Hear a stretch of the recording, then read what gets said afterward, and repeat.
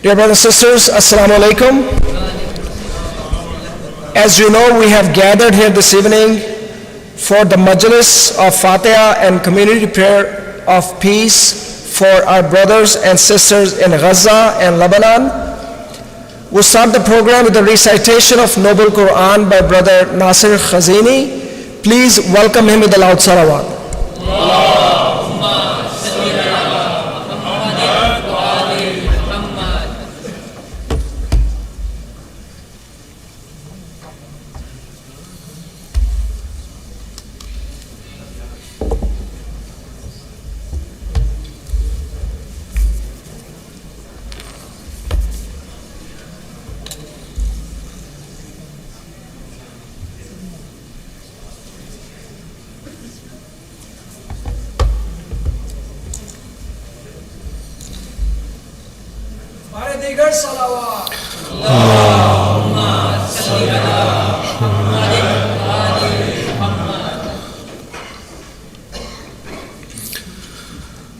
أعوذ بالله من الشيطان الرجيم.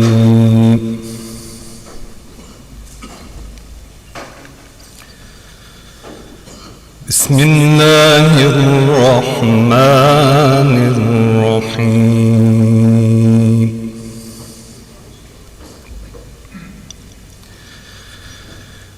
لقد كان لكم في رسول الله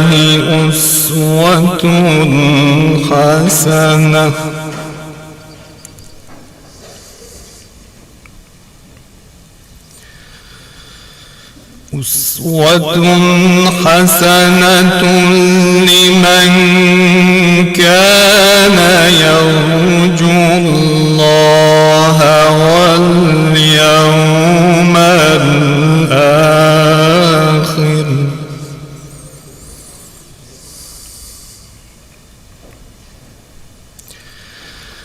وذكر الله كثيرا.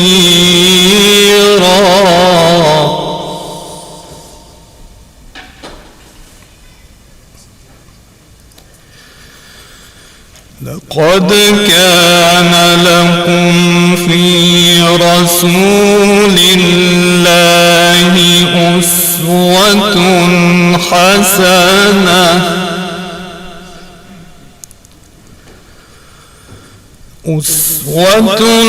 حسنة لمن كان يرجو الله واليوم الآخر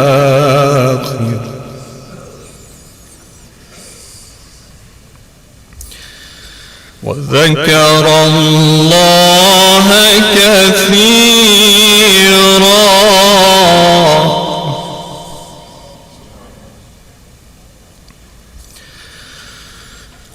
ولما رأى المؤمنون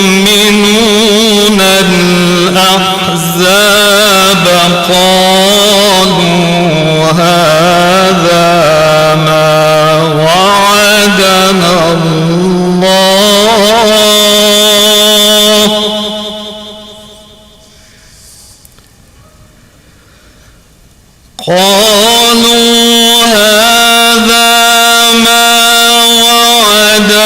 الله ورسوله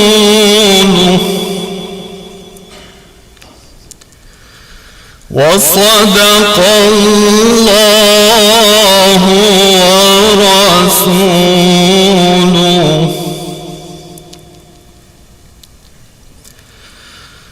وما زادهم إلا إيمانا وتسليما.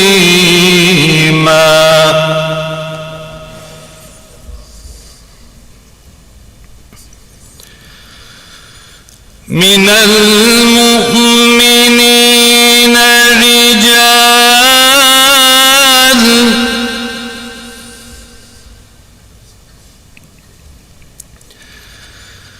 من المؤمنين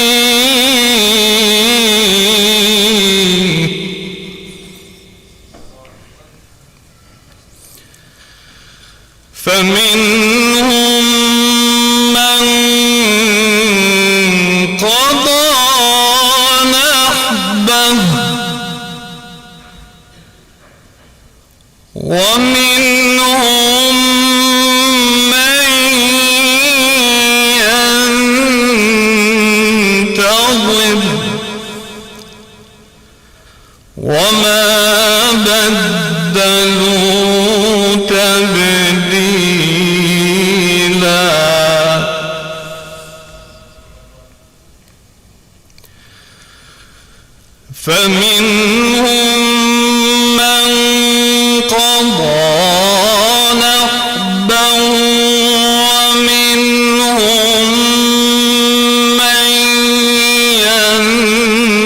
ينتظر وما بدلوا تبديلا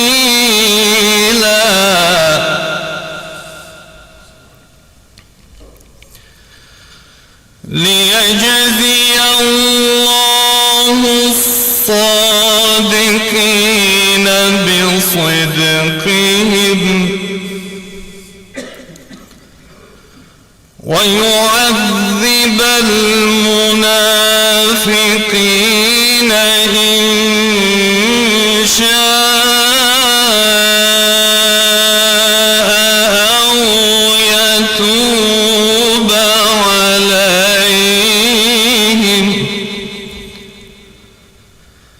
إن الله كان غفورا رحيما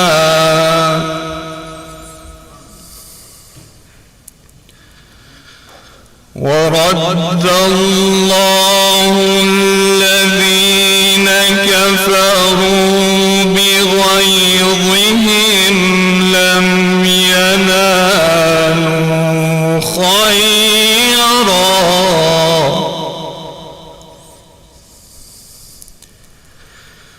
وكفى الله المؤمنين القتال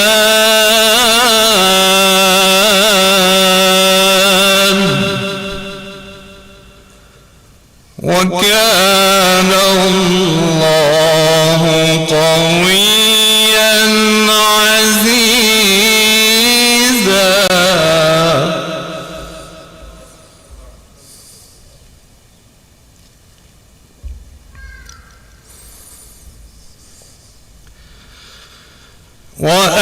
وأنزل الذين ظاهروهم من أهل الكتاب من صياصيهم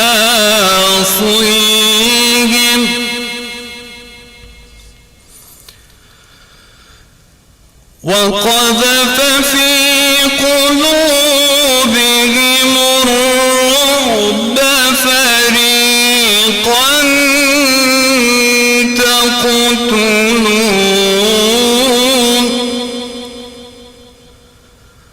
فريقا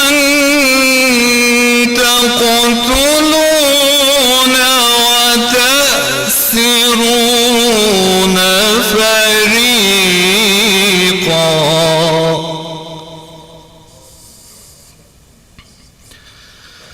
وأورثكم أرضهم وديارهم وأموالهم وأرضا لم تطئوها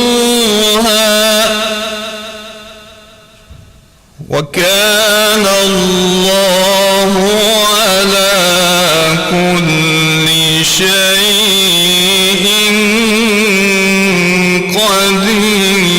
قديرا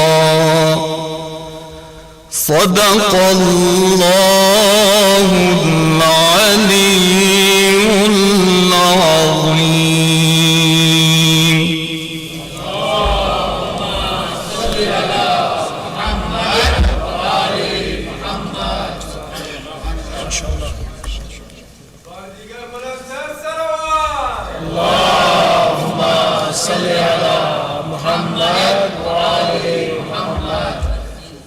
Jazakallah brother Nasir Khazini for his and his family Sehat and Salamti.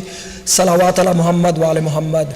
Allahumma salli ala Muhammad wa ala Muhammad. Brothers and sisters, now we'll have a recitation of Dua Joshin-e Saghir by Hujjatul Islam Maulana Rizwan Rastu. We will have the dua display on the screen, so kindly keep track of that. as Maulana will be reciting from the chairs, inshallah. Recite aloud salawat.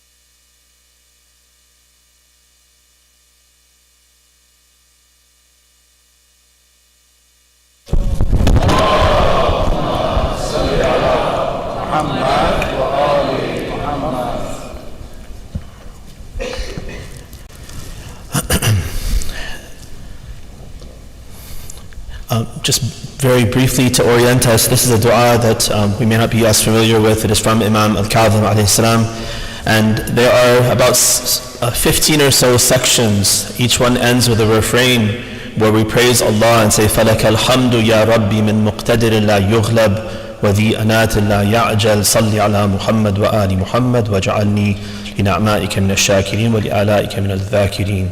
We're going to be talking about enemies that are afflicting us, and different balaya that are afflicting us, and then we'll also be remembering those who are afflicted by similar hardships.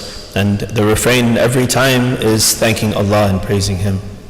At the end there is a sajda and a dua to be recited in sajda. It's quite a long dua, so we'll recite it, looking at the screen and learning the meaning, and then at the end we can do sajda for those who would like to do that. Salawat ala Muhammad. Allahumma salli ala Muhammad wa ali Muhammad. Bismillahir Rahmanir Rahim. Allahumma salli ala Muhammad wa ali Muhammad.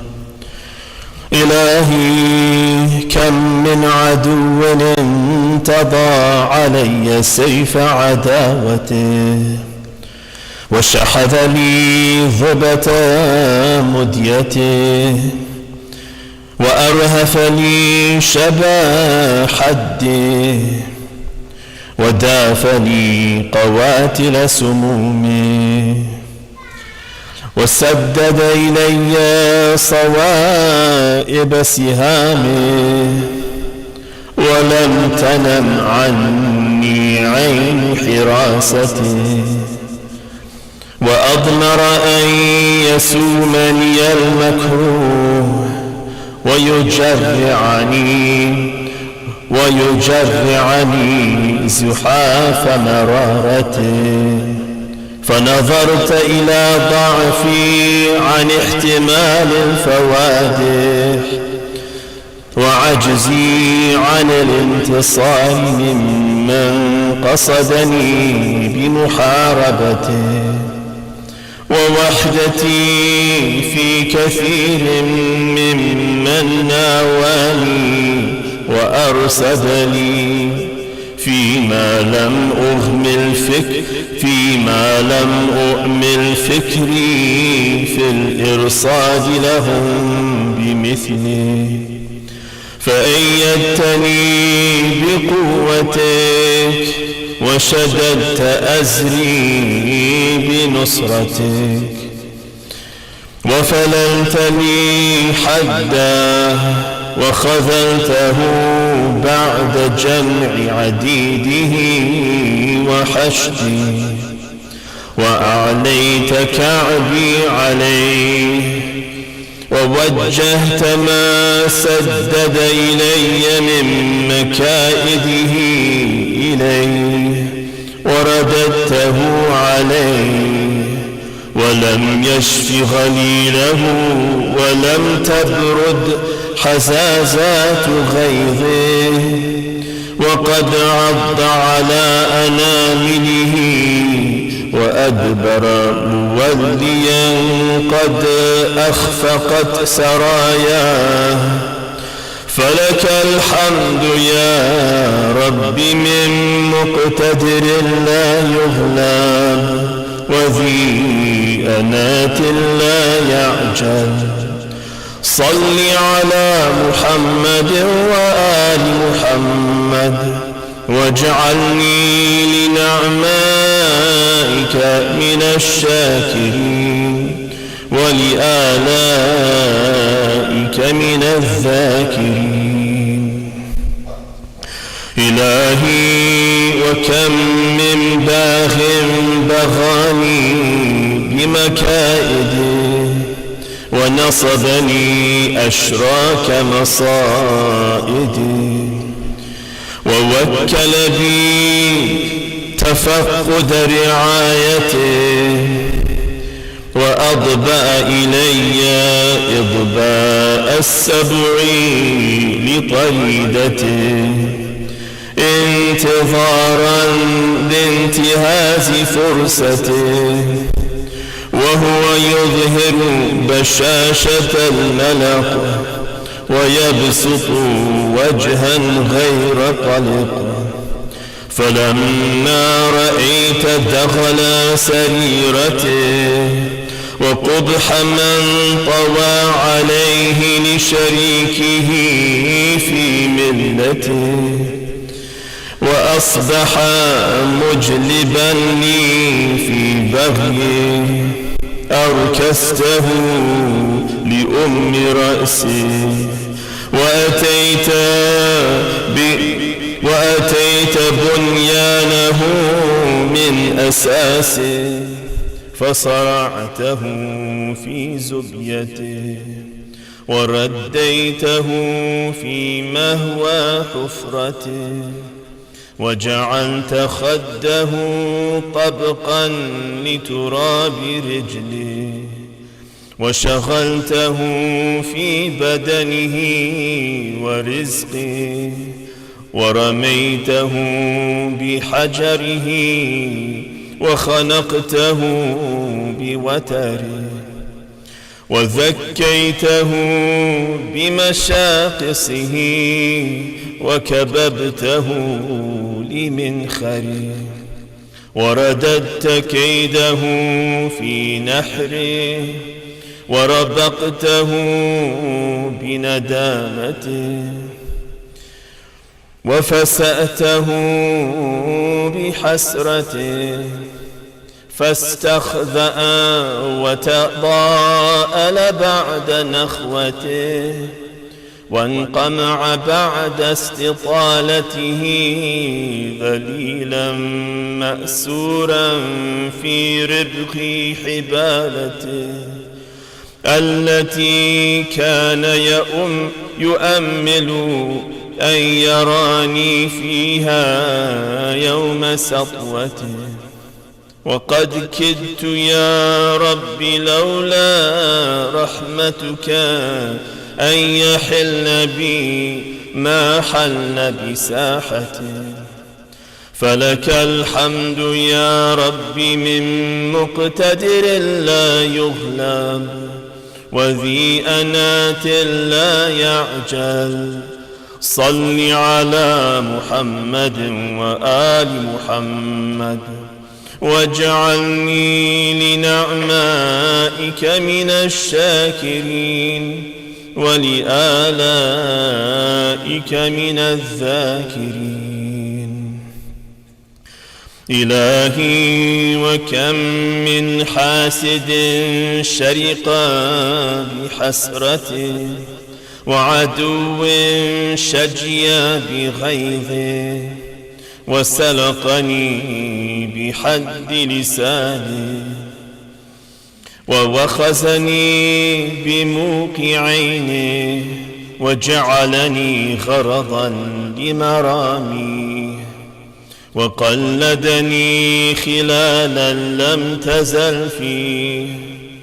ناديتك يا ربي مستجيرا بك واثقا بسرعة إجابتك متوكلا على ما لم أزل أتعرفه من حسن دفاعك عالما أنه لا يضطهد من آوى إلى ظل كنفك لا يضطهد من أوى إلى ظل كنفك ولن تقرع الحوادث من لجأ إلى معقل الانتصار بك، فحصنتني من بأسه بقدرتك. فلك الحمد يا رب من مقتدر لا يغلب، وذي أنات لا يعجل. صل على محمد وآل محمد، واجعلني لنعمائك من الشاكرين، ولآلائك من الذاكرين.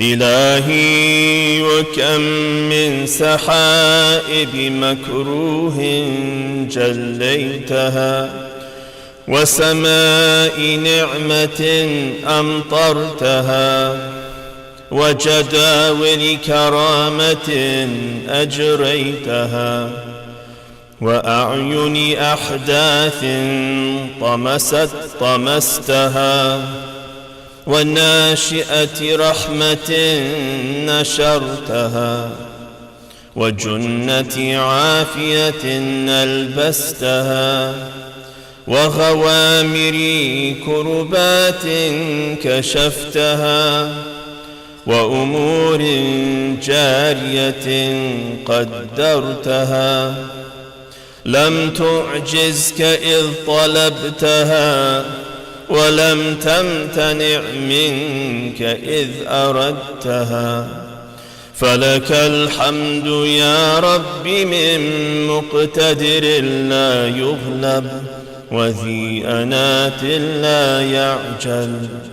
صل على محمد وآل محمد، واجعلني لنعمائك من الشاكرين، ولآلائك من الذاكرين. إلهي وكم من ظن حسن حققت، ومن كسر إملاق جبرت، ومن مسكنة فادحة حولت، ومن صرعة مهلكة نشعت، ومن مشقة أرحت. لا تسأل عما تفعل وهم يسألون، ولا ينقصك ما أنفقت. ولقد سئلت فأعطيت، ولم تسأل فابتدأت.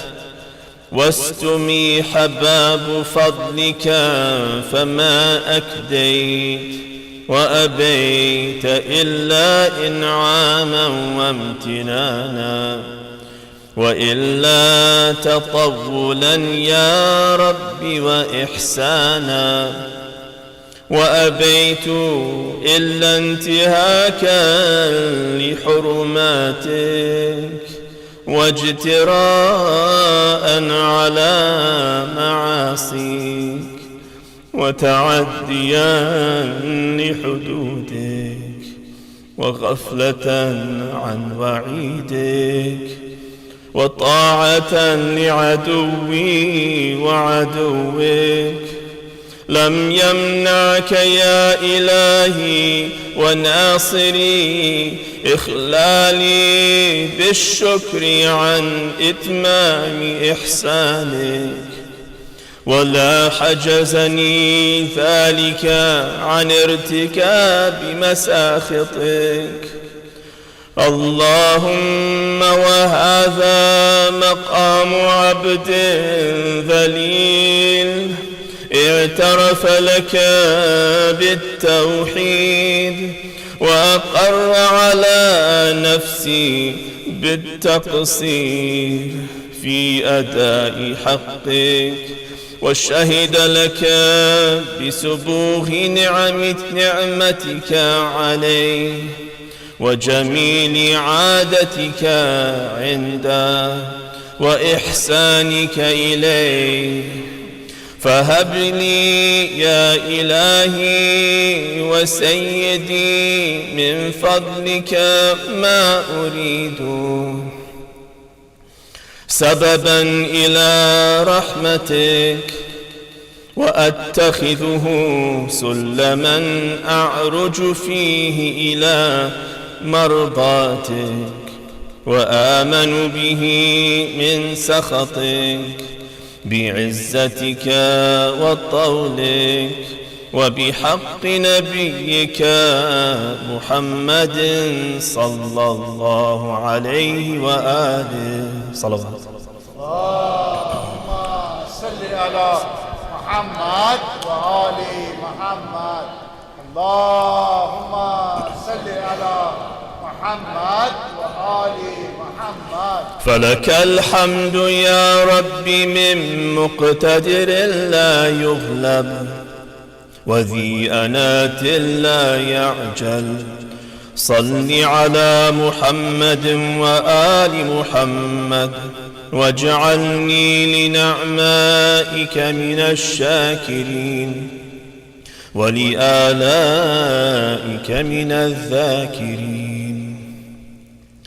إلهي وكم من عبد أمسى وأصبح في كرب الموت وحشرجة الصدر والنظر إلى ما تقشعر منه الجلود وتفزع له القلوب وأنا في عافية من ذلك كله. فلك الحمد يا رب من مقتدر لا يغلب وذي أنات لا يعجل. صل على محمد وآل محمد واجعلني لنعمائك من الشاكرين ولآلائك من الذاكرين.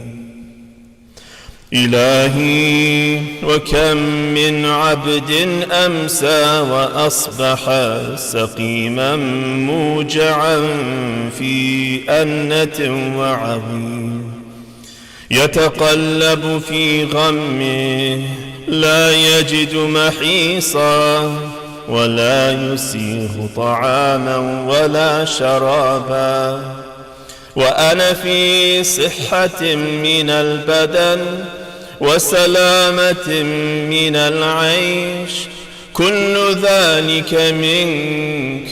فلك الحمد يا رب من مقتدر لا يغلب وذي أنات لا يعجل.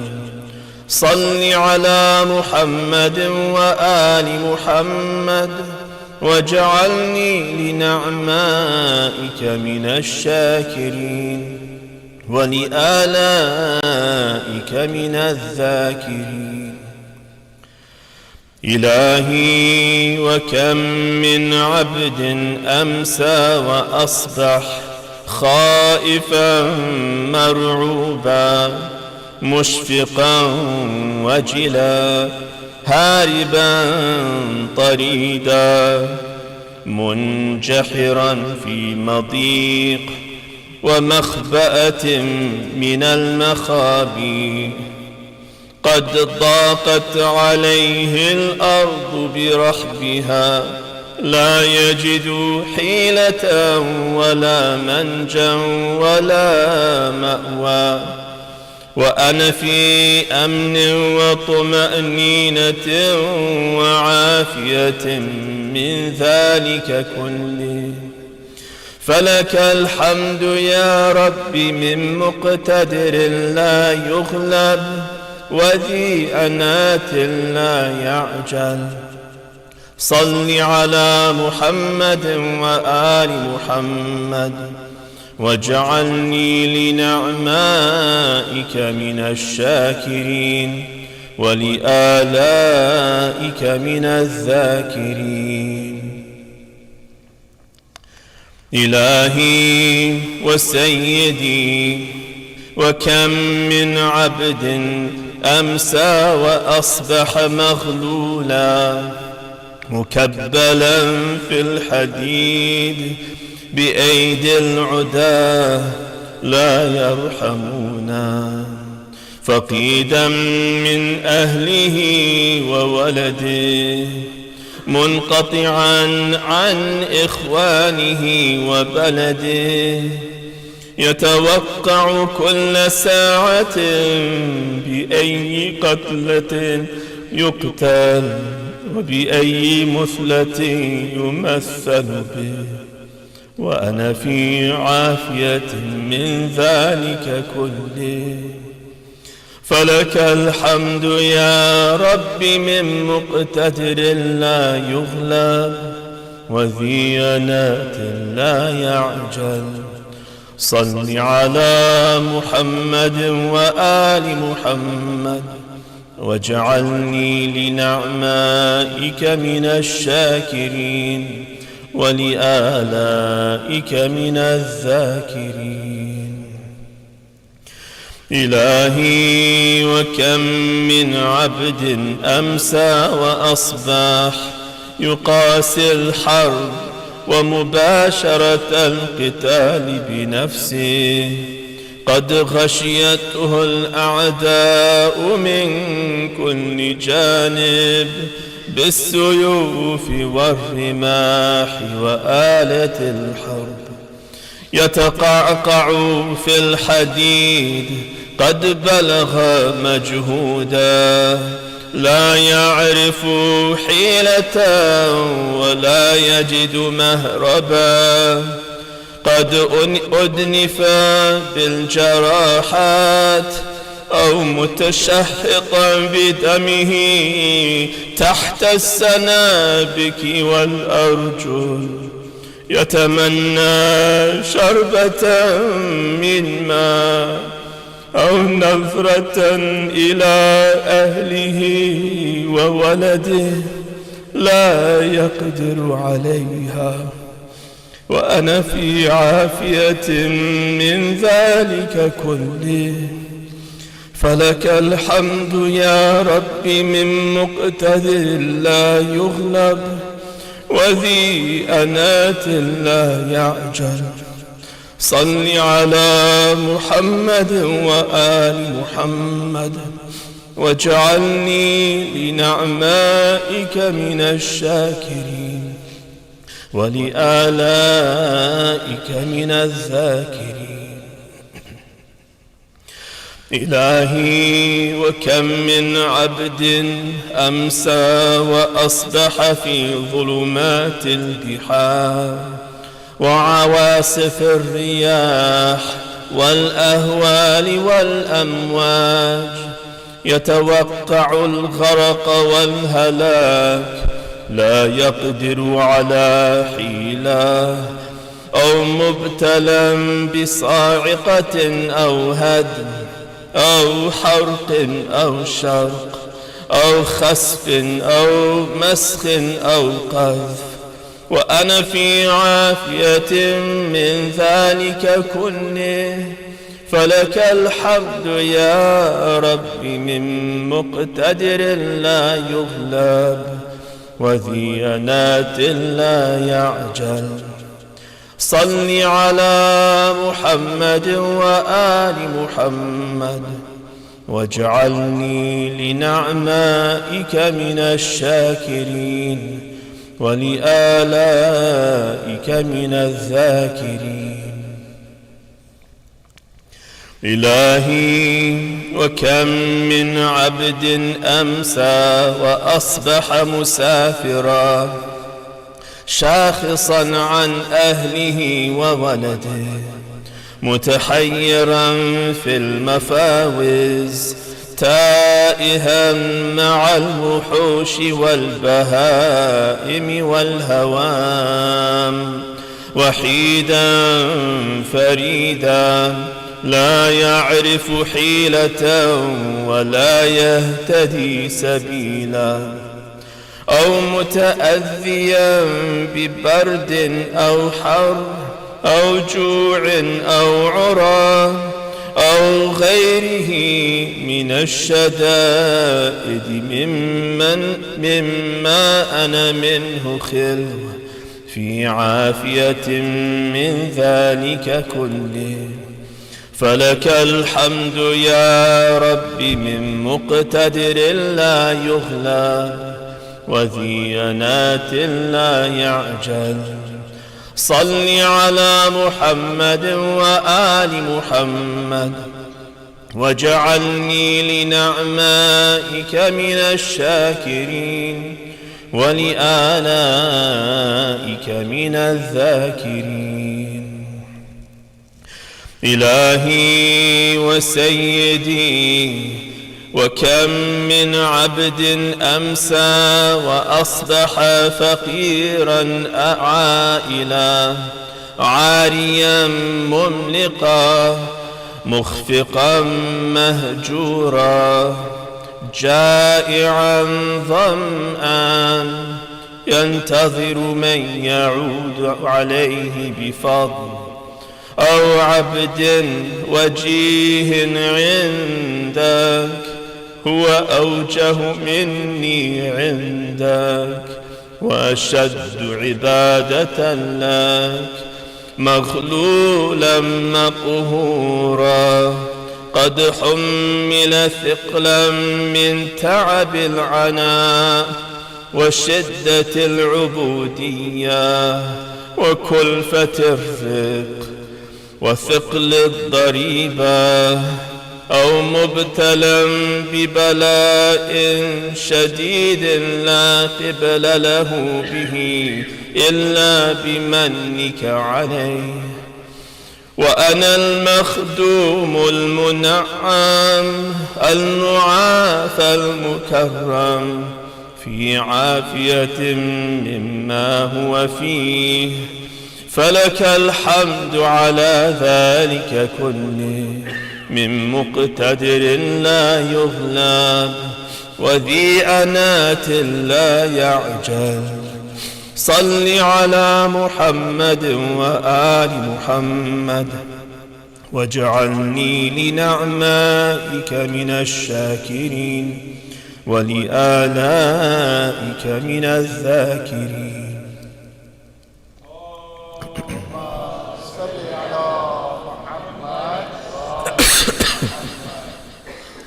إلهي وسيدي وكم من عبد أمسى وأصبح عليلا مريضا سقيما مدنفا على فرش العلة وفي لباسها يتقلب يمينا وشمالا لا يعرف شيئا من لذة الطعام ولا من لذة الشراب، ينظر إلى نفسه حسرا لا يستطيع لها ضرا ولا نفعا. وأنا خلو من ذلك كله بجودك وكرمك، فلا إله إلا أنت سبحانك من مقتدر لا يغلب وذي أنات لا يعجل. صل على محمد وآل محمد واجعلني لك من العابدين ولنعمائك من الشاكرين ولآلائك من الذاكرين. وارحمني برحمتك يا أرحم الراحمين. مولاي وسيدي وكم من عبد أمسى وأصبح وقد دنا يومه من حتفه وأحدق به ملك الموت في أعوانه يعالج سكرات الموت وحياضه.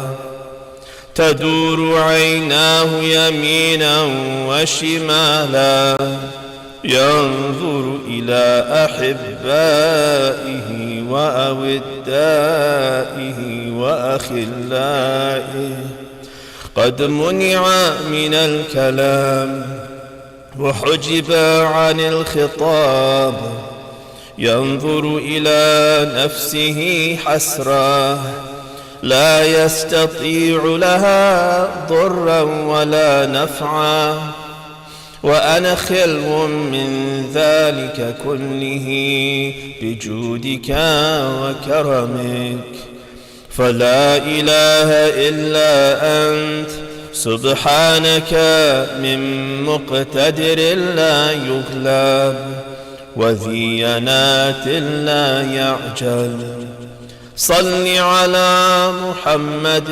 وآل محمد واجعلني لنعمائك من الشاكرين ولآلائك من الذاكرين وارحمني برحمتك يا أرحم الراحمين مولاي وسيدي وكم من عبد أمسى وأصبح في مضائق الحبوس والسجون وكربها وذلها وحديدها تتداوله أعوانها وزبانيتها فلا يدري أي حال يفعل به وأي مثلة يمثل به فهو في ضر من العيش والضنك من الحياة ينظر إلى نفسه حسرة لا يستطيع لها ضرا ولا نفعا وأنا خلو من ذلك كله بجودك وكرمك فلا إله إلا أنت سبحانك من مقتدر لا يغلب وذي ينات لا يعجل صل على محمد وآل محمد واجعلني لك من العابدين ولنعمائك من الشاكرين ولآلائك من الذاكرين وارحمني برحمتك يا أرحم الراحمين سيدي ومولاي وكم من عبد أمسى وأصبح قد استمر عليه القضاء وأحدق به البلاء وفارق أوداءه وأحباءه وأخلاءه وأمسى أسيرا حقيرا ذليلا في أيدي الكفار والأعداء يتداولونه يمينا وشمالا قد حصر في المطام وثقل بالحديد لا يرى شيئا من ضياء الدنيا ولا من روحها ينظر إلى نفسه حسرة لا يستطيع لها ضرا ولا نفعا وأنا خلو من ذلك كله بجودك وكرمك فلا إله إلا أنت سبحانك من مقتدر لا يغلب وذي أنات لا يعجل صل على محمد وآل محمد واجعلني لك من العابدين ولنعمائك من الشاكرين ولآلائك من الذاكرين وارحمني برحمتك يا أرحم الراحمين.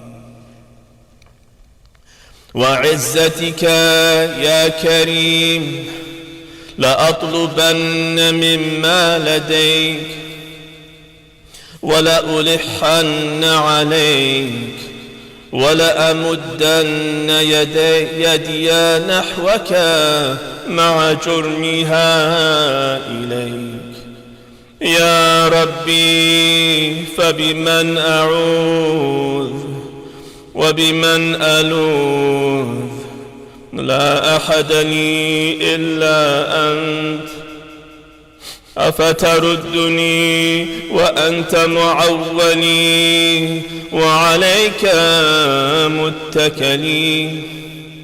أسألك باسمك الذي وضعته على السماء فاستقلت وعلى الأرض فاستقرت وعلى الجبال فرست وعلى الليل فأظلم وعلى النهار فاستنام، أن تصلي على محمد وآل محمد، وأن تقضي لي حوائجي كلها، وتغفر لي ذنوبي كلها صغيرها وكبيرها، وتوسع علي من الرزق ما تبلغني به شرف الدنيا والآخرة يا أرحم الراحمين. مولاي بك استعنت فصل على محمد وآل محمد وأعني، وبك استجرت فأجرني، وأغنني بطاعتك عن طاعة عبادك، بمسألتك عن مسألة خلقك، وانقلني من ذل الفقر إلى عز الغنى، ومن ذل المعاصي إلى عز الطاعة. فقد فضلتني على كثير من خلقك جودا منك وكرما لا باستحقاق مني. إلهي فلك الحمد على ذلك كله. صل على محمد وآل محمد، واجعلني لنعمائك من الشاكرين، ولآلائك من الذاكرين. صلوات الله على محمد. اللهم صل على محمد وآل محمد. The last part of the dua is to be recited in sajda, but we'll recite it, like I said, upright so we can see the meaning and recite along, and then inshallah we can do sajda afterwards.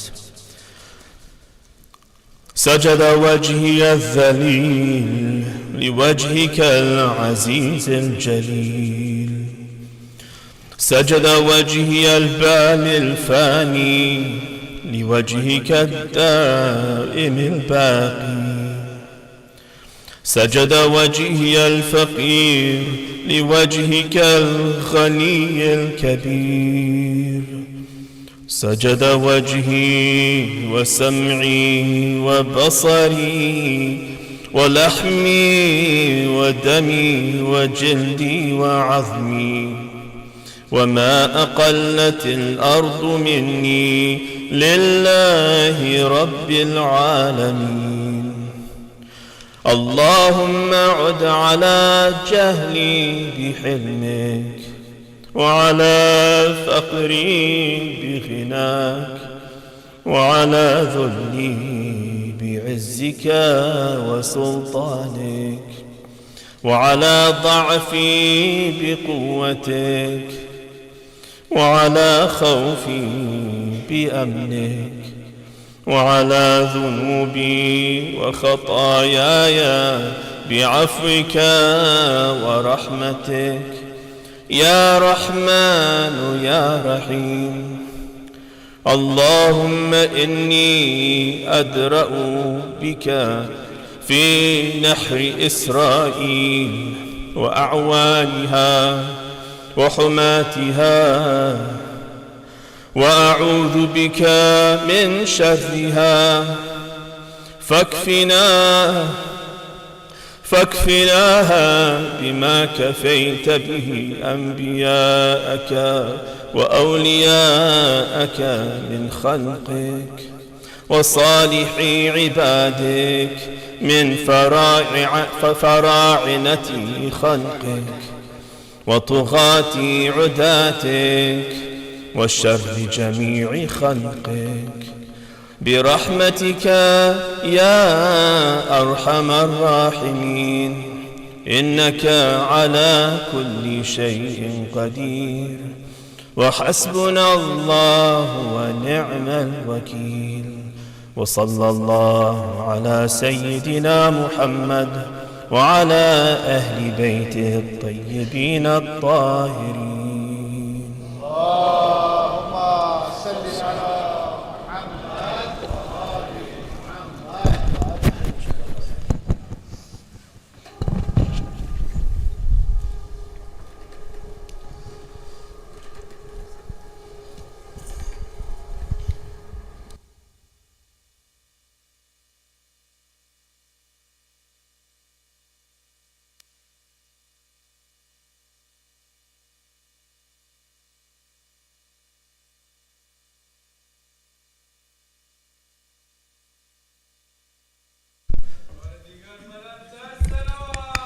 Allahumma salli ala Muhammad wa ali Muhammad.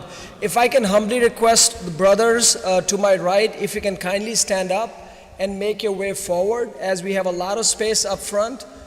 Kindly make sure the entrance is clear. Jazakallah. Recite a salawat.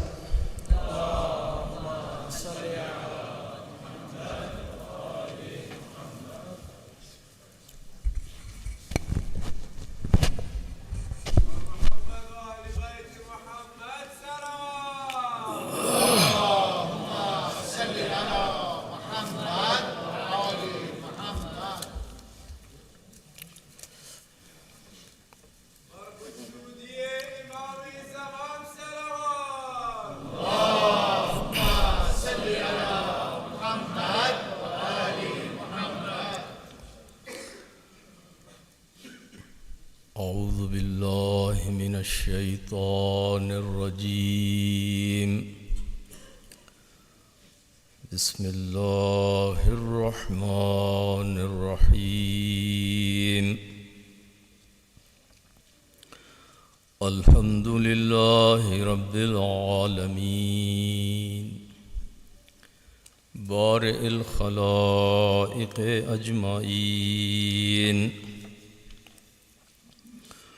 والصلاة والسلام على سيدنا ونبينا ومولانا أبي القاسم محمد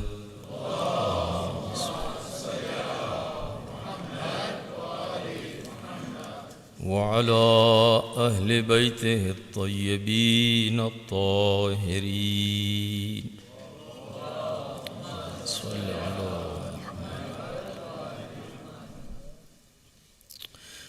الذين أذهب الله عنهم الرجس وطهرهم تطهيرا.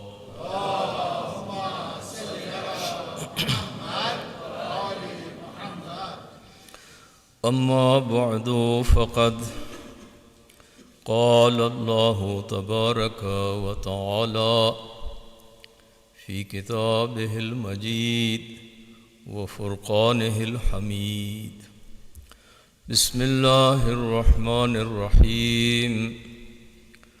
ولا تقولوا لمن يقتل في سبيل الله أموات بل أحياء ولكن لا تشعرون صلوات.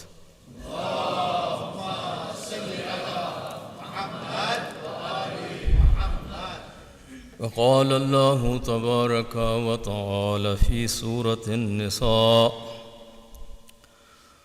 بسم الله الرحمن الرحيم وما لكم لا تقاتلون في سبيل الله والمستضعفين من الرجال والنساء والولدان الذين يقولون ربنا أخرجنا من هذه القرية الظالم أهلها واجعل لنا من لدنك وليا واجعل لنا من لدنك نصيرا صلوات.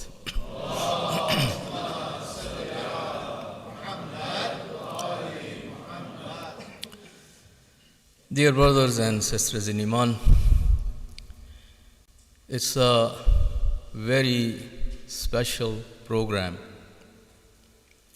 which was arranged on a very short notice. First of all, I would like to extend my thanks to all of you, brothers and sisters, our youth, our elders, every segment of our community, that you took the time, you felt the need, you felt the pain in your hearts, and you are here and you are attending it. Believe me, I was not hoping that we will have this kind of response and we will have that many brothers and sisters attending this program on very short notice on Friday evening. May Allah bless you all, and may Allah bless your marhumeen, your parents that who raised you in that way, your mothers, your fathers, those laps which raised you with this pain for humanity and this love for your fellow believers, that you brothers and sisters, all of you from entire Chicago land, you are here. I see when I'm looking at the people, I see representation from almost every center, from every center of our community in Chicagoland, and from every group of people from all ethnicities and from all backgrounds. And that shows that Alhamdulillah, our community is alive, our community has spirit, and our community is in the line and on the path of Muhammad and Ali Muhammad alayhimus salatu wassalam.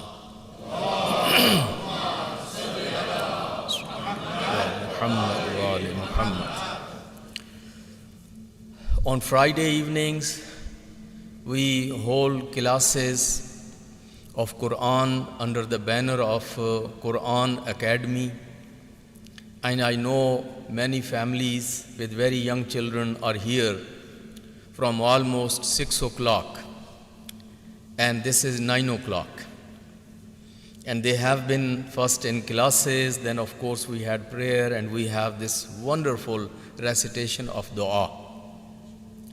This dua is the beauty of our faith, and dua, as Prophet says, this is Silahul Anbiya. This is the weapon of Anbiya. And dua, when it comes from the bottom of your heart with full sincerity, my brothers and sisters, it has its impact. Allah subhanahu wa ta'ala listens these du'as, and these du'as are not going to be rejected, or they are not going to be in vain. Now, I have so much to share with you and so much to say, but on the other hand, as I said, we have people sitting here at center from 6 o'clock. I will present my presentation by assuming that all of you are aware and all of you are in loop what is going on. So I don't have to tell you all that what is happening and what is going on. All of you, alhamdulillah, I have seen you in protests. I have seen you in different community programs. Many of you have approached me individually and sometime within small groups. Some of you have written to me. Some of you have spoken to me. Some of you have suggested certain things to me. So I know that, alhamdulillah, all of you are aware and you are up to date and you are actually following these events maybe more than me. I am occupied with so many things. I try my best to keep eye on all this, and I am spending so much of my time just following these things, but still I think you are ahead of me. And I am proud of you that you are ahead of me and you are fully aware of what is going on. So we will not get into how it started and then almost it is 1 year that how it is going, how many atrocities, how many crimes, how many tragedies have been created, how much inflictions have been caused to oppressed people, mainly women, elderly and children. Only in Palestine, in Ghazza, just until a couple of days before or few days before the count was 41, it has exceeded 41,000. And it is easy to just say 41,000. But my brothers and sisters, sometime if you imagine how many people we are talking about, 41,000 or 45,000 or whatever the number is, even if it is one madloom human being, it's just even one person. Quran says that you kill one person, it is as if you have killed the whole humanity. The whole humanity. And it's 41,000 or more only in Palestine. Now, how many in Lebanon, which has just started, and things were happening even from the very beginning, here and there, and now it is barbaric bombardment on these oppressed brothers and sisters, civilians, and they are being martyred day and night, and number is again growing on daily basis. So it is something that no human being, provided if he or she is still a human being and has not become a beast and has not become an animal, if still he or she is human being and has a human heart and has human concerns, he cannot remain insensitive. So why we are here? For many reasons. First of all, this is our shared pain. We are one family. We are brothers and sisters. And on such times, we all need to get together to share this pain and to express these condolences to one another, because all of us are azadar. All of us are sahib musibah. Those brothers and sisters that who have been martyred over there, whether in Palestine, whether in Lebanon, whether anywhere, they are our brothers and our sisters. Those are our children, those are our women. We belong to them and they belong to us. And we are all one family. So, when something happens in family, of course families do get together and they mourn together, they cry together, they shed tears together. They put their forehead or their head on each other's shoulders and give condolences to one another.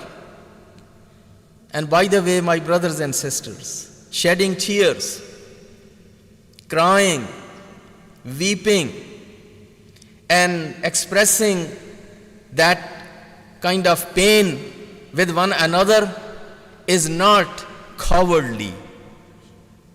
It is not something that we should think that that is bad. No, that is a proof that our hearts are human hearts. Our eyes are human eyes. Our emotions are human emotions. And crying in these circumstances was the sunnat of Anbiya and Ahlul Bayt. We are not stronger than Prophet Muhammad. We are not stronger than Imam Ali. We are not stronger than Imam Hussein. We are not stronger from our Imam of age who has this whole ziyarat-e nahiya, a ziyarat which is, he is reciting a noha and crying with the tears of his heart on his Jad Imam Hussein and the martyrs in Karbala as our leader, as Waliul Amr al-Muslimin today in Khutbah Jum'ah in Tehran. When he said this sentence, it just sat in my heart right away. When he says that we are doing azadari of our shohada, but this azadari of shohada doesn't make us weak. Actually, it strengthens us.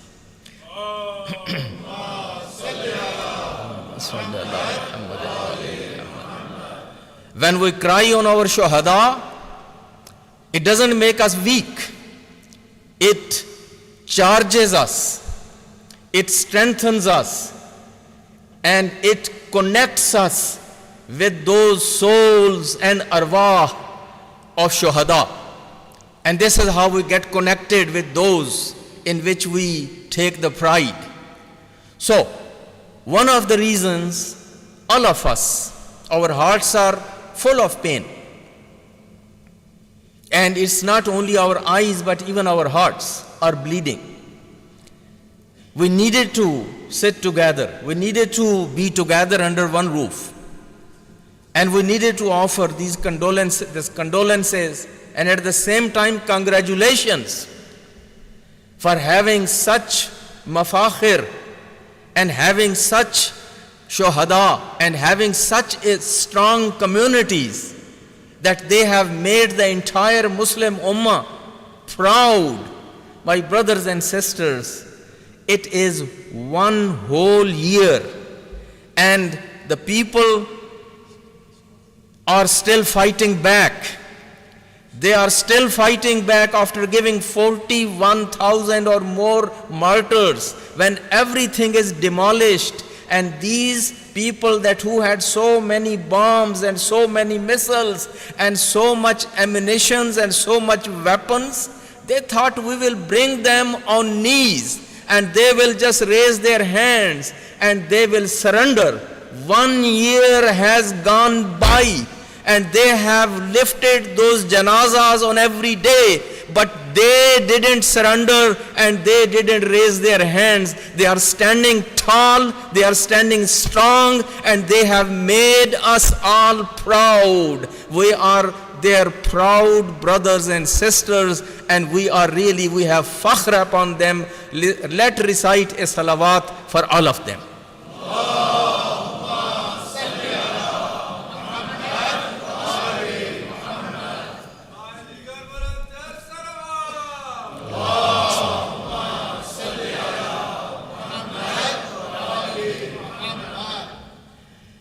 Those who don't have hearts and don't have spirits, and particularly those who think this life and this world is the only life and this is the only world. Those who look at this dunya, this life, this world only with one eye, and they don't have two eyes, and that one eye is the eye which looks only on materialistic things. They think that this is the only life, and when you take away this dunya and the treasures of this dunya or bounties and blessings of dunya away from someone, then they will just come on their knees. Because you have snatched this dunya from them, or you are threatening them to snatch this dunya from them. And when they will see their empire, their dunya, their business, their family, their home, their position in danger, then they will sign on their slavery. But my brothers and sisters, these people, I don't know, they have gone to the space. And as I was saying the other day, that they have done even PhDs on mosquitoes and flies. But I don't know why they don't read Quran with open eyes.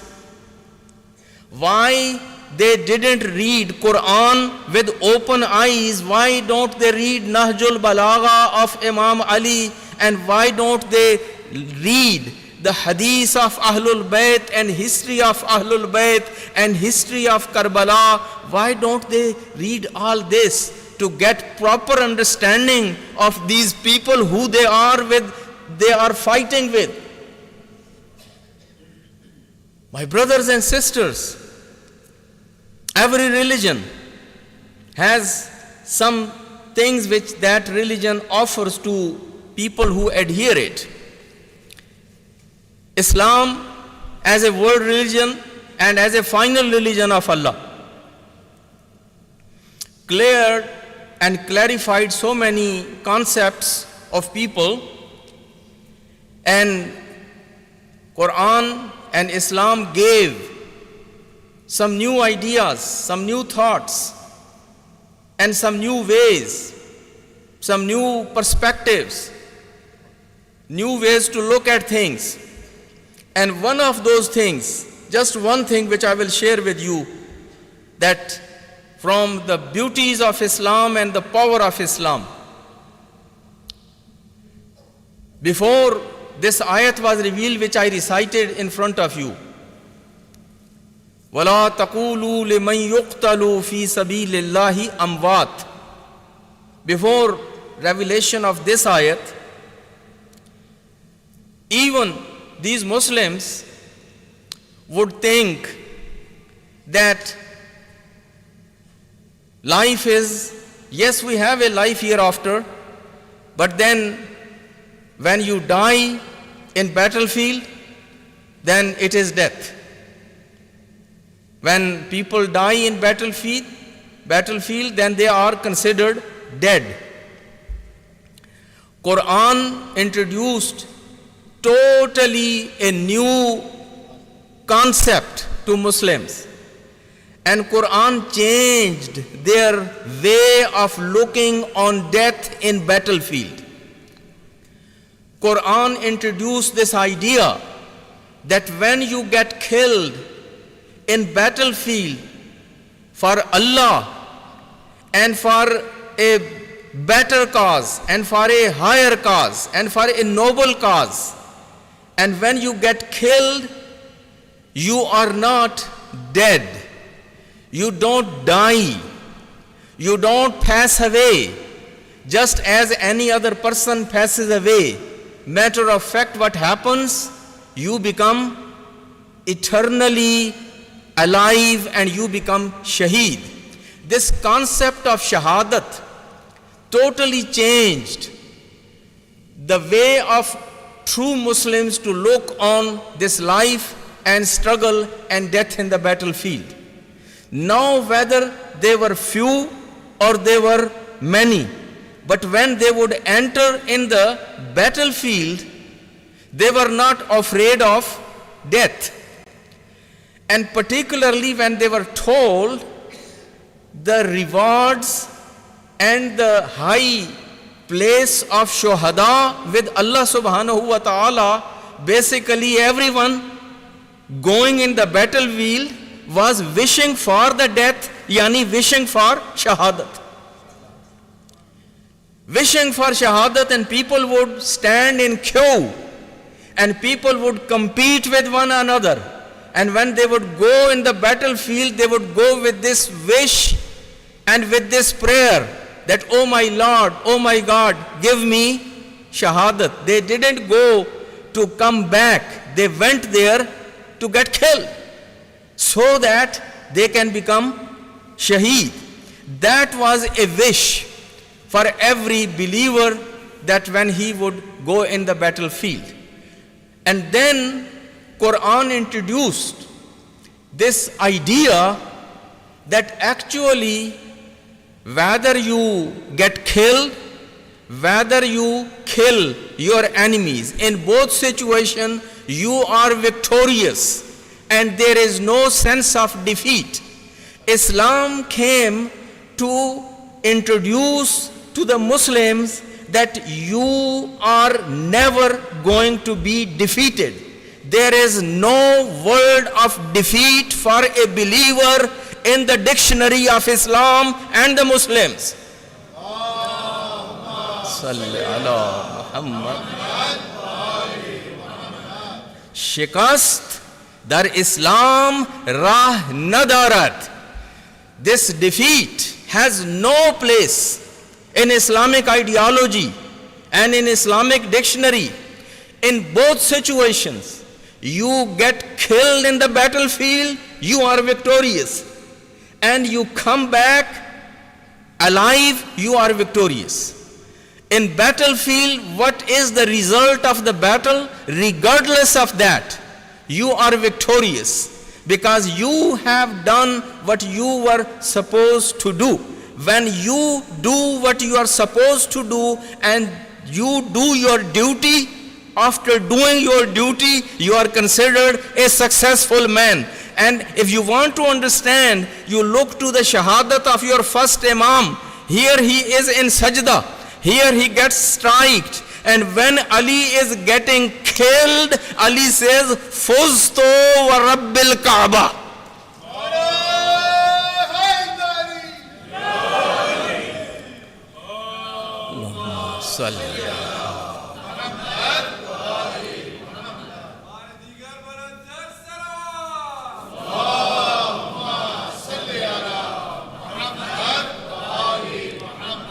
Ali never claimed before this that I have succeeded. But here he is, the strike comes on his head, he sees death in front of him. When he sees that I am getting killed in the way of Allah, that is the time when he says, Fuztu wa Rabbil Kaaba. And my brothers and sisters, again, because I want to conclude and I have certain important messages for you, I don't want to say any more, otherwise there are so many other ayat and riwayat and examples to support the point that for Muslims, defeat doesn't mean anything. A Muslim is never going to get defeated. In both situations, whether they win the war or they lose the war, even by losing the war, they are victorious. They are victorious. And if you have any doubt about that, I will take you back to Karbala. And tell me in Karbala, after the shahadat of 72 people, and finally after the shahadat of your Imam Hussain, and when his head is now on the spear, so tell me who won the war and who lost the war. If you will say Yazid is the one that who won the war in Karbala, then yes, we have the defeat. But if you will say that no, after becoming Shaheed, 72 people and everyone, they got martyred, but still Hussein is victorious. Ahlul Bayt are the victorious. Shuhada are the victorious. Then you need to agree with us that for Muslims, whether they win the war, whether they lose the war, whether they are many, whether they are few, whether they have good weaponry and good weapons, whether they don't have any good weapons and they have shortage of weapons, or their weapons are not that great as the other army has. For Muslims in all situations, Muslims are victorious and Muslims are faizun. Recite a salawat for them.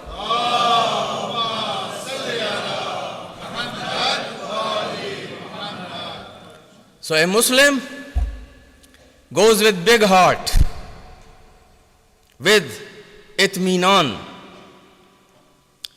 with that focus, with that strength, that I am ready and agree for either outcome. The ayat which you have heard in Tilawat, Ayat Khazini, may Allah bless him, recited so beautifully that ayat from Surah Al-Ahzab. Minal mu'minina rijalun sadaqu ma'ahadullah alayh faminhum man qada nahbahu wa minhum man yantazir. Many of you are Arabic speaking, many of you are Farsi speaking, and even those who speak Urdu, they even understand the meaning of intizar. They even understand the meaning of intizar. Intizar is waiting. And Quran says these men that they had a promise with their Lord and their God. And after making that promise, some of them, فَمِنْهُمْ مَنْ قَضَى نَحْبَهُ, some of them, they got the opportunity to go and fulfill their promise, and they became shaheed. وَمِنْهُمْ مَنْ يَنْتَظِرُ, and there are others who are standing in queue and waiting for their turn and their time to become shaheed.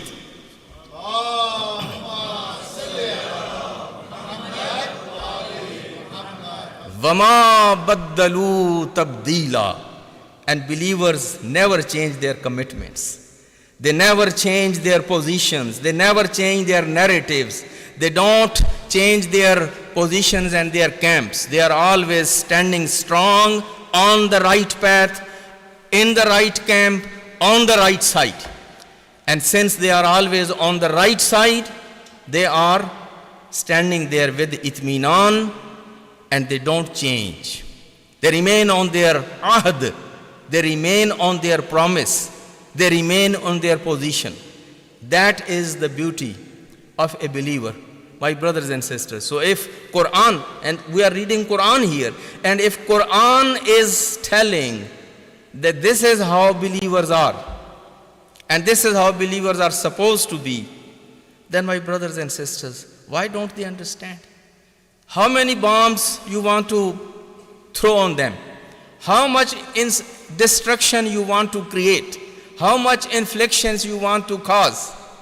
These are the people that even you kill, and you kill, and you kill, and until you kill even the last person, these are the people that when men are killed, their women stand up. When Hussein is shaheed, Zainab will stand up with the standard. And this is a community that it never surrenders. Even when their men are killed and they become shaheed, their women and their girls and their daughters, they stand up, and even they don't surrender. So my brothers and sisters, and then when people say that a leader of this caliber, a leader of that caliber, if he gets killed, if he is martyred, then it's over. It's over. And first of all, why he got martyred, first of all, that's a big thing which comes into mind, why he got killed.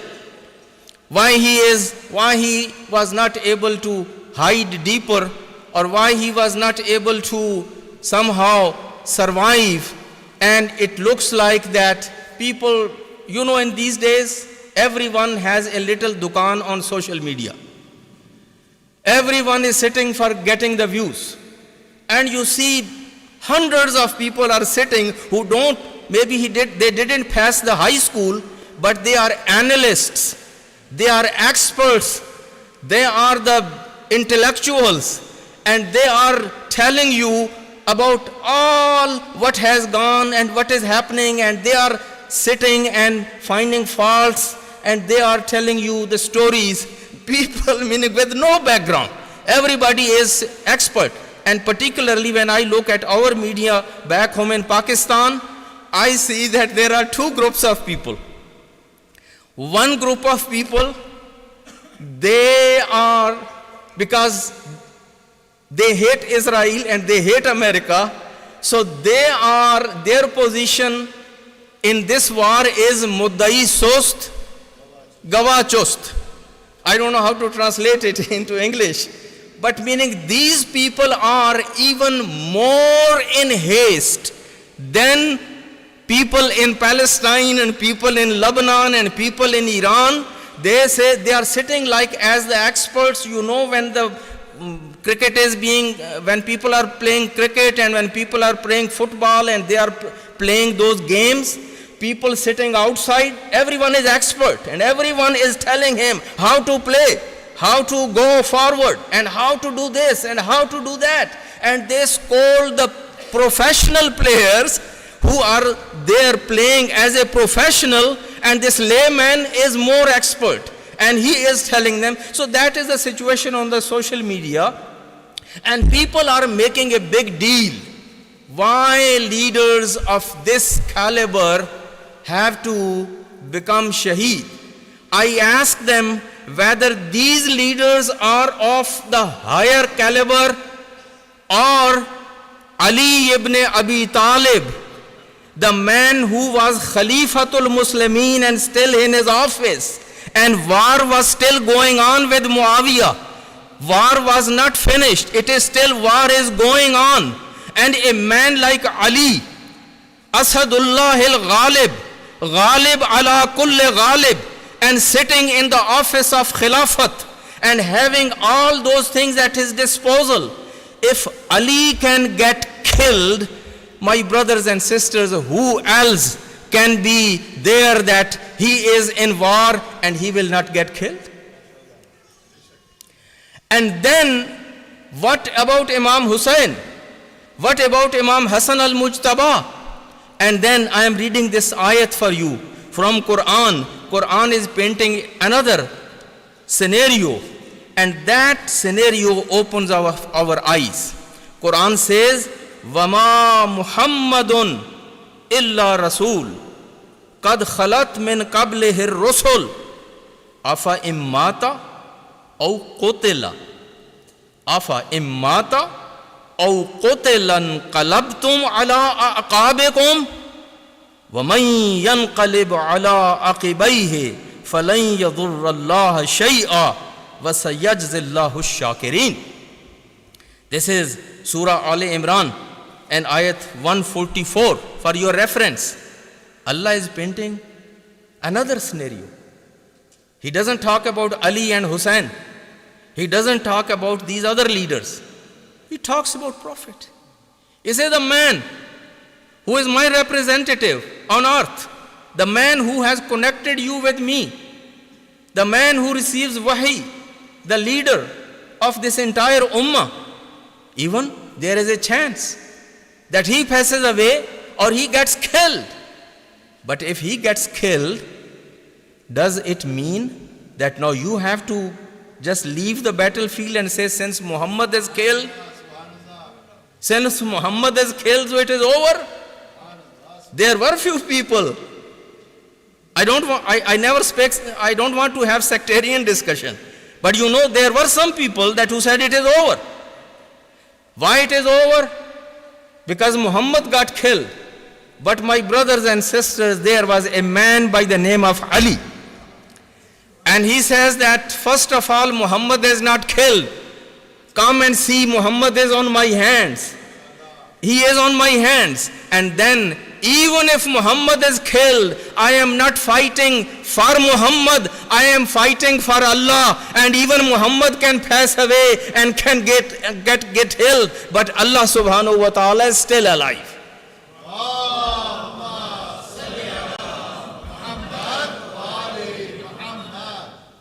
So one scenario is that even Khalifatul Muslimin, God forbid, Waliul Amril Muslimin. You see this son of Ali, how he came today? When they were saying, oh, he has disappeared and he is taken to some safe place and he is not around anymore. So he comes to lead the Friday prayer, which he has actually stopped leading the Friday prayer.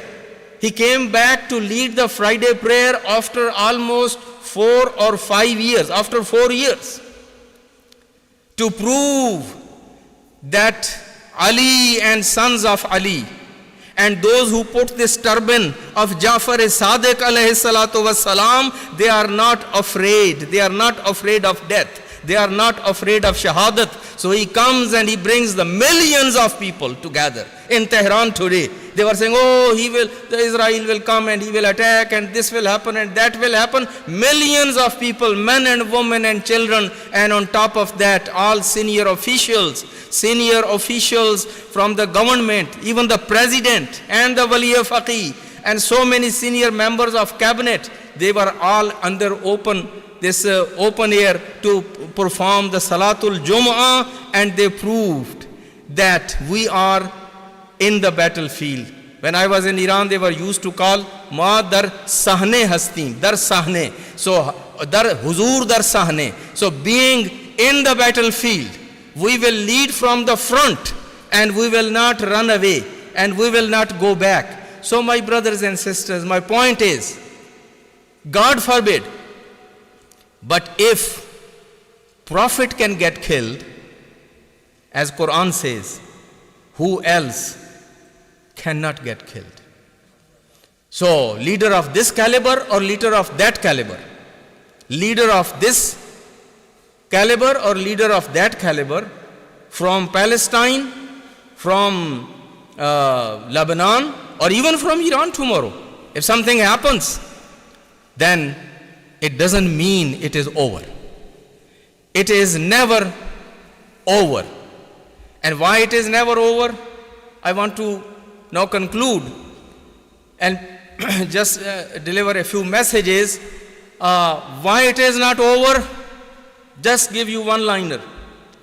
The community which has Karbala in its past, and the community which is promised for the universal government of Imam-e-Zaman, Hadi and Mahdi in the future. The community which has Karbala in the past and Zuhur of Imam-e-Mahdi in the future. This community is never going to say it is over and here we surrender and enough is enough.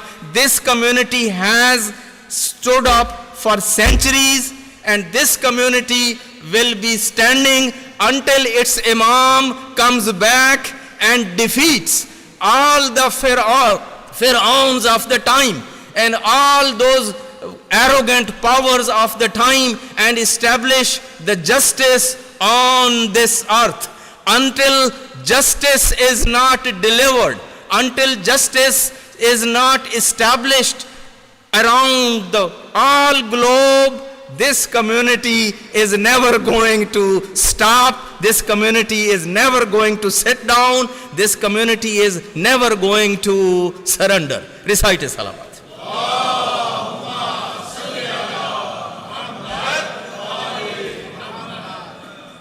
My brothers and sisters, a few messages at the end. We just want to make it known, make it heard, and for our own children and youth. You adults know all that, but there are some youth sitting, some children sitting, maybe some new converts to Islam or to the Shia faith are sitting in this gathering. They should know that our religion, Islam, is not war-mongering religion. Islam is a religion of peace. Islam always does everything possible to keep the peace, to promote the peace, and to establish the peace. War is the last option. Last option. And that is also, if you look at the Muslim history, when it is imposed on Muslims. Right now, what is happening, I don't have to tell you, war is being imposed. And they are not leaving any way for the community of believers back home other than entering into the war. They are being dragged, they are being pushed and pulled to the war. And they have proven by their wise leadership and by their wise approach and by taking the wise steps and keeping everything at the minimum. You have heard the Rahbar, the leader, saying that what we did, our response was hadde aqalli. Our response was at the minimum. We could do much more than that, but when we punished, when we responded at the minimum level. Because we don't want to have a big war in this whole region. We are not warmongering. We are not thirsty of blood. And we don't want to put this whole region in the fire. And that is the mantiq of Islam. If you look at Quran, look at the teachings of Ahlul Bayt, war was the last option. It was not the first option. Muslims never initiate the war, they never start the war. History is full of those examples. Imam Ali and this Amr bin Abduwad are standing in the battle of Khandak, ditch, Khandak. Both are standing in front of one another and both are asking each other that you strike first. Amr bin Abduwad, because he is so confident, one man equal to 1,000 men, the greatest warrior and the wrestler of all Arabia, known for his bravery and his skills in the fight. So he is too confident. He looks at Imam Ali and he says, you go ahead, young man, and have your first strike. But Imam Ali says, no. In Islam, we don't initiate. We don't start. You are here to fight. That's why you came all the way from Mecca to Medina. You have to strike first. And then same thing was happening in Karbala. Before that, in battle of Jamal, even the soldiers of Imam Ali were losing patience. And they were very much impatient. Why Ali doesn't allow to start the war? It's getting late. Let's just go ahead, start it, finish it. Imam Ali said, no, we are not going to initiate. We are not going to start. In Karbala, Imam Hussein was asked many times by his companions, Mawla, give me permission, he is under my range. I can shoot him the arrow and I can kill him. At several times, people kept asking. Imam Hussein said, no, we don't initiate the war. We don't start the war. So Islam is not a religion of war. But at the same time, Islam doesn't say that if war is imposed on you, then you don't have to respond. Then Islam says that if that happens, you have all the right to respond. And respond with power. Respond with strength. Respond with whatever you have. And even if you are in shortage of men and weapons, you do what you can do and leave rest to Allah and His angels. Rest of that is with Allah and His angels. But you go ahead and never accept the humiliation. Never accept the humiliation. In Islam, dhillat and humiliation are not accepted. Imam has this one of the big slogans in Karbala, where he says, Inna da'i abna da'i kad rakkaza bayna thnatayn bayna sillate wa dhillate wa hayhat minna dhillat.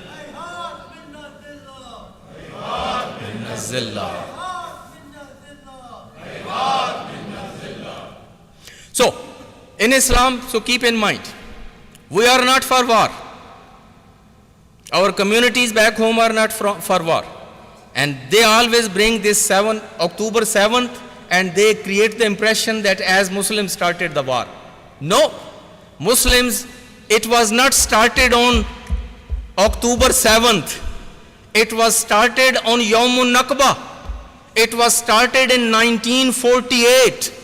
It was started 1948 and it was never ended. And still, one day for you and one day for us. One day for them and one day for them. It continued going on. And then, my brothers and sisters, the way how they were terrorizing these believers and how they were humiliating them. You have seen those clips and I have seen the clips in which Israeli soldiers and officers themselves have confessed when they changed their position.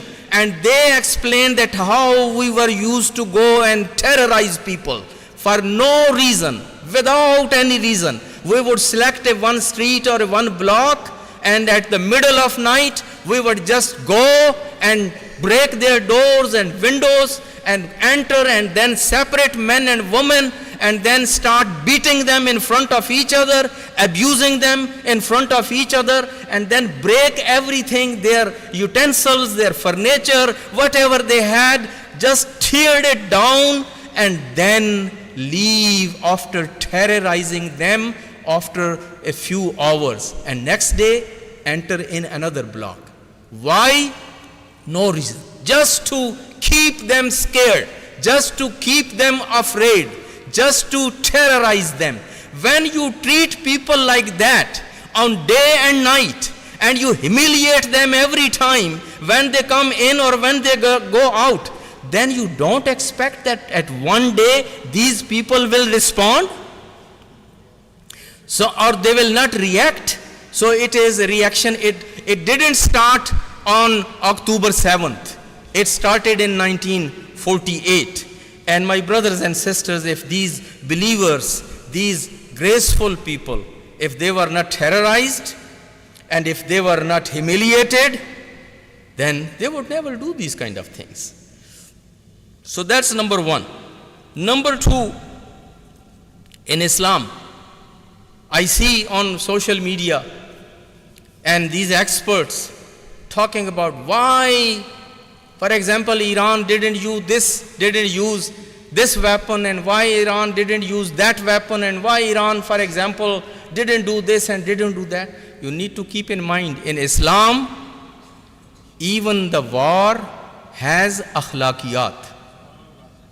Even war, it has the ethics of war. We are not fascists.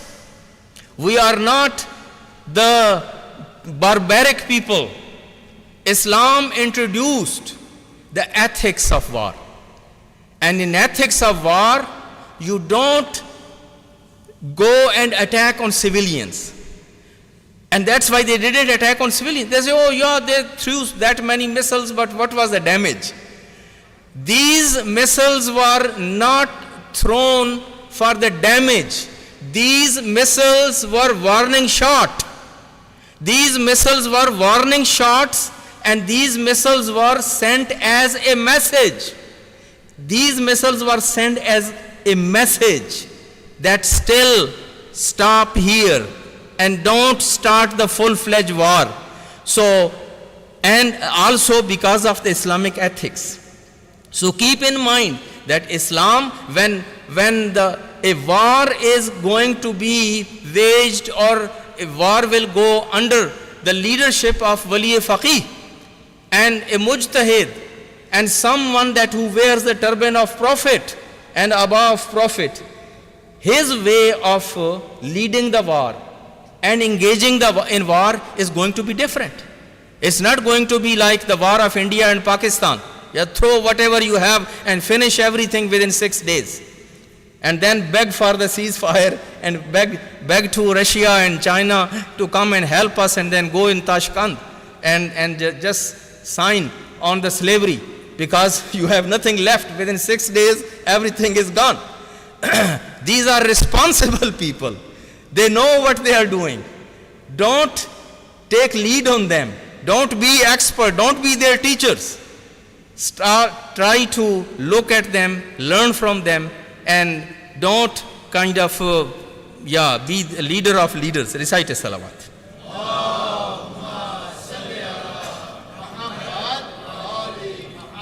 Just last 2 points, very briefly. Brothers and sisters, it's a very common question. When all this is happening, what can we do? What is our duty? What is our responsibility? How should we behave? What should we do? I receive almost these questions or these calls on daily basis. People see me in private, they send me messages. And by the way, just keep in mind, these messages are not private. WhatsApp or any other app, none of these apps are safe. So all of them are being monitored, all of them are being recorded. So keep that in mind, and then write these messages and share these messages with one another. But it's a very common question. What can we do? What is our duty? What is our responsibility? One group of the community of Muslims believes it's none of our business. This is a dispute on land. These Palestinians, these Israelis, they have some dispute with one another. Let them fight. It's not a fight on deen. It's not fight on Sharia. It is not fight on Islam. It is a fight for land. And these two communities, I am not Arab, I am not Jew, so my dog is not in race. I will sit on one side and I will just look at them if I have time, but meaning I have no responsibility whatsoever. And it's a very difficult time. I don't want to put myself, my family, my business, my green card, my immigration or those things in danger, and I will just sit aside. Then there are people that who are, who are very much kind of restless. And they think that we few people sitting in this part of the world can really change the course of what is happening. We can change the destiny, we can change. And so leave everything, even don't have wiladat or shahadat or at center or the other programs or these whatever life you are living. Leave everything, abandon everything, even if you can leave the job, leave the business, leave everything and come to us everyday activism. So we will go every day in the protests, every day we will write, every day we will send the messages, and we will raise the money, and we will do this and we will do that. Brothers and sisters, we all need to know the hard realities of life. We are not living in an ideal world. We are living in a world which is divided into too many countries and into too many compartments, and then every country has laws. And every marja of ours, every marja, whether it is Najaf or Qom, every marja taqleed has a fatwa that when you live in a country, you need to abide with the laws of that country, except those laws which are in clash with your religion. But in general, you cannot break the laws, you have to live according to the laws. You need to know that there are legal limitations on so many things which we want to do. So, we are never going to take law in hands. We disagree with our government or with our administration on so many things, particularly on its foreign policy and some domestic policies. It's an open secret that we have a democratic right as citizens of this country to disagree with our administration, to disagree with Congress, to disagree with Senate, to disagree with our government's these foreign policies or some domestic policies. We can disagree, and we do disagree. We speak about those things in our khutbahs, in our speeches. Our activists, they are also writing, they are communicating with these representatives in Senate, in Congress, here and there. So meaning we are doing that. But what our Maraje tell us, that either you have to use the legal course and your numbers and your resources in a democratic way and in a legal way to change those rules and change those policies. We have to build that much influence so that we can have impact in the society and we can change those policies, and then we are done with it. And if we cannot do that, then meaning we had come here with this assumption that we will be living a free life and we will be given the right to choose what we want to do. We are going to the free land, the land of liberty, the land of freedom of speech, and the speech of, and now we have discovered that no, that freedom is only for one class of people, for one color of people, for one race of people. For that particular group, they have the freedom of speech, they have the liberty, they have the freedom, but this freedom and this liberty and free speech and the democratic rights are not given to others. You know, when they say others, then they mean others. And unfortunately, all of us are part of those others. So, that is something we need to keep in mind, that we don't like many of those policies and actions. One of them is that when our government is sending so much money and so much bombs and so much missiles and so much stuff to this Zionist regime who is abusing all that, and when we see that this is our money, taxpayers' money, and government is using that and giving to a man that who is bloodthirsty and who is a madman, and when he is doing all that, so we don't like that, we disagree with that, we protest against that, but that's all what we can do. We cannot hold their hand. We don't have that power to change the policy at this time. We need to work toward that end. We need to have more numbers.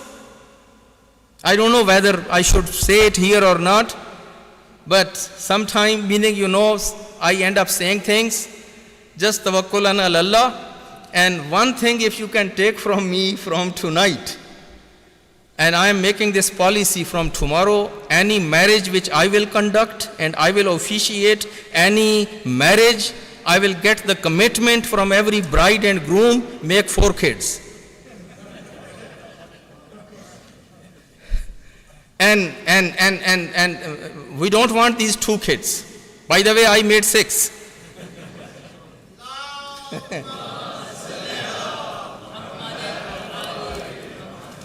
But at least give me the promise that you are not going to follow the sunnat of these right and left people. Because they make 2, I will make 2. Because it is written in Quran or it is written in Hadith. I think Maulana Rizwan and I think we did good job. You how many you have? 6. MashaAllah. See, follow your ulama. So, this having 2 kids, again you will have always pain in your heart. You will have no numbers. You will have no influence. So, that's one way where one vote, one count in democratic countries. My brothers and sisters, we cannot afford to be this 1%. We need to increase the ummah of Muhammad. We need to have more numbers. We need to have more people. And that is one way of creating that impact. The other thing is activism. Activism. My brothers and sisters, today because of all, so 41,000 people had to give their blood to bring this many people in the masjid. You understand? 40,000 people had to give their life to finally bring that many people in. And still, everyone is not in. So what we need to do is, we need to get into activism, my brothers and sisters. We can the whole day we can sit and criticize. Oh, this community is bad, and that community is bad, and that community has control, and that community has influence, and that community has this, and that community has this. So instead of crying and just crying, do something. You heard the other day that lady saying, do something? So this wife of Obama, she introduced this, that do something. So it shows that I listen, I listen everybody. Even the wife of Obama, I listen. And she said, instead of all this, we need to do something.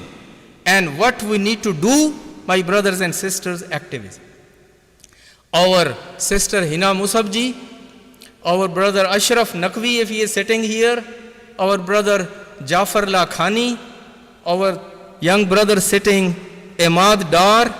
So out of all these people, I see only Ahmad Dar. Ahmad, can you stand up? See, these are the young people, and they are motivated. And mashallah, I see that he is so much active. We need brothers and sisters, boys and girls, men and women of all ages, get active. We need to find some time for activism. We need to find some funds for activism. We need to find some energy and resources also for activism. If we will not get into the activism, my brothers and sisters, we will not have any say. We will not have any influence. We will not have any impact in this society. We cannot have that impact without getting into the activism. And I am basically going to be content with this, finishing with one line of one great activist. May Allah bless him. He was from Ahlul Sunnah community, but he was a big name, and he was used to live in England. His name was Kaleem Siddiqui. And Kaleem Siddiqui, when he would analyze this poor situation of Muslims in England or in the whole world, he would say that this is mainly because of 2 reasons. Because of mainly these 2 reasons, Muslims are lagging behind, only crying, only complaining, only finding faults with others, but they are not being able to really stand up and do something. So what are those 2 reasons? Number 1, he says Muslims think globally, but they don't work locally. Whenever they are sitting, they are talking international politics. They talk about international politics, and they have theories, and they have advice, and they have so much, meaning to offer on the international issues, but then when the time will come, you go in the masjid and you will see how many of them are there in their masjid, in their jamaat, in their Jummah, and in their activities and whatever activity they are doing, how many of them are there? You will see no, you won't see them coming locally. They will never get involved with the local initiatives, with local government, with local neighborhood, with the local masjid, with their own community, but they are all international politicians. And you know that everything goes in logical order. Prophet started first from his home, first from local, from Makkah. Then he went to Medina, and then gradually the whole Jaziratul Arab. And this is how things go. So you cannot sit here doing nothing locally and right away in first go you want to solve the problem of Palestine. Forget about it. That's number one. The second thing, what he says, Muslims will always try to do things which are beyond their ability, beyond their resources, beyond their qualification, beyond their capabilities. They want to do always something real big.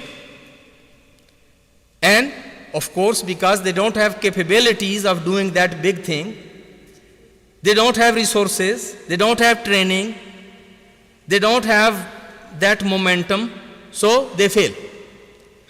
And they don't do any of those doable things which they can do and build the momentum and finally go to the higher level, because they look at those local things, very small things.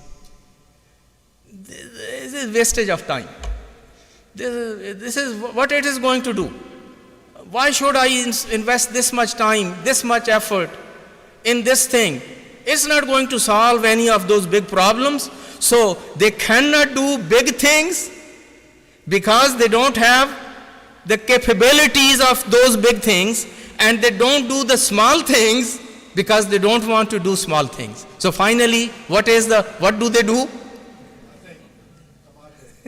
जो कुछ भी नहीं करते वो कमाल करते हैं. And they end up doing nothing. That is the Noha, that is the Marsiya, that is the Masaib of this Majlis, my brothers and sisters. I will conclude my speech here, again thanking you that may Allah bless you all. You took the time, you came here, you attended, you listened with pin drop silence, with great patience. These just little thing which I had to offer, but I offered it from bottom of my heart with full sincerity. And I want to send you back with some thought, some food of thought. Get local first. Build something local. Every big thing started, whatever business you think about, it started in garage of someone or in basement of someone or in a local small, what they call industrial unit. People started all those big things in local places. They built them, they made them success, and success breeds success. And then they gradually built those chains and franchised and all big businesses or big companies. So get local, get everyday Muslim, be everyday Shia, everyday Muslim. And yes, we cannot overlook from those things which are happening in Palestine or Lebanon. By the way, I started that question and then I think I didn't answer. This is whatever is happening. I had said earlier in the beginning of my speech, Quran says, why don't you go out and fight for them? Why don't you go out of way to release those people from that oppression? So Quran gives that incentive that people should feel the responsibility. But when they feel the responsibility, because we are living in this kind of world where so many laws, so many rules, and so many other things. They bind our heart, they bind our hands and bind our feet. So yes, we are not in a position that physically we can go there and fight for them, but at least we can pray for them, we can help them and support them to raise their voice, to raise their cause, participate in these demonstrations, spread the word around, create the awareness about them, and at one day, inshallah, when things are okay, I think, unfortunately, we will have so many of these orphans and so many of these widows in those countries. We need to be prepared to adopt those orphans. We should have, inshallah, some kind of a way of helping those widows, and we should have also some way of helping those people to again build their homes and their businesses. Those are the things that when things get settled on the ground, when there is a peace, then inshallah we have to look into these things. Those are the things which we have to do practically. So go back, think about it, take notes, make your resolutions, and at least pray for them day and night after every prayer. May Allah bless you all. Recite a salawat.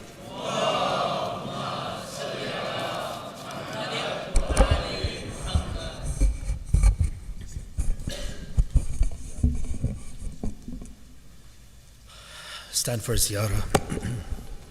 بسم الله الرحمن الرحيم اللهم صل على محمد وآل محمد اللهم أنت السلام ومنك السلام ولك السلام وإليك يعود السلام سبحان ربك رب العزة عما يصفون وسلام على المرسلين والحمد لله رب العالمين. السلام عليك يا رسول الله، السلام على الأئمة الهادين المهديين، السلام على جميع أنبياء الله ورسله وملائكته، السلام علينا وعلى عباد الله الصالحين، السلام على علي أمير المؤمنين، السلام على فاطمة الزهراء سيدة نساء العالمين، السلام على الحسن والحسين سيدي شباب أهل الجنة أجمعين، السلام على علي بن الحسين زين العابدين، السلام على محمد بن علي باقر علم النبيين، السلام على جعفر بن محمد الصادق، السلام على موسى بن جعفر الكاظم، السلام على علي بن موسى الرضا، السلام على محمد بن علي الجواد، السلام على علي بن محمد الهادي، السلام على الحسن بن علي الزكي العسكري، السلام على الحجة بن الحسن القائم المهدي، عجل الله تعالى فرجه وسهل الله مخرجه وظهوره وجعلنا من أعوانه وأنصاره والمستشهدين بين يديه. السلام عليكم جميعا أهل بيت النبوة ورحمة الله وبركاته.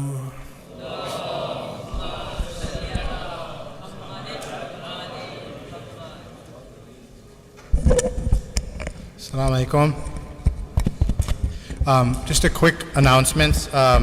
Someone, if they've lost a ring, it was found in the men's prayer area. I think it has Firoza. If you lost your